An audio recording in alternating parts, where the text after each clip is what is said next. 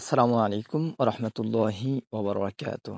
সম্মানিত ভিউয়ার্স, আজকে আবারও চলে আসলাম আরও একটি নতুন ভিডিও নিয়ে। তো চলুন শুরু করা যাক। একটু ধৈর্য ধরে থাকো, সময়ের সাথে সাথে সব ঠিক হয়ে যাবে।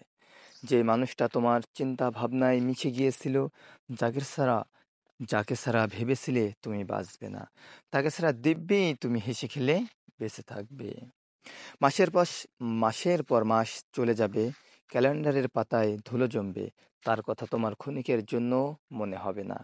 তার চেহারা মন থেকে মুছে যাবে, হয়তো ভুলে যাবে তার নামও। হ্যাঁ, এটাই বাস্তবতা। পাগলামির কথা ভেবে তুমি তখন আফসোস করবে, কি অবশ ছিল তুমি, কি অবশ ছিলে তুমি। পাগলামির কি বিশাল ভাব সম্প্রসারণ করে যাচ্ছিলে। প্রকৃত ভালোবাসা তো মানুষকে কল্যাণের পথে পরিচালিত করে।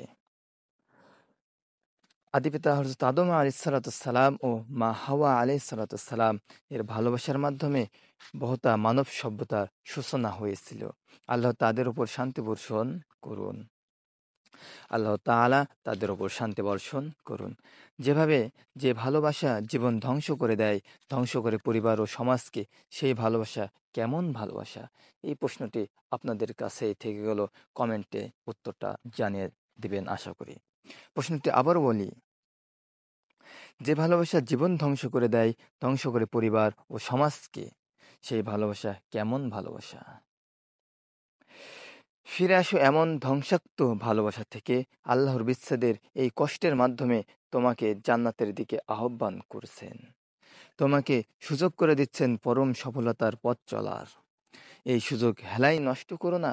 ফিরে আসো আল্লাহর পথে, দ্বীনের পথে, ইসলামের পথে।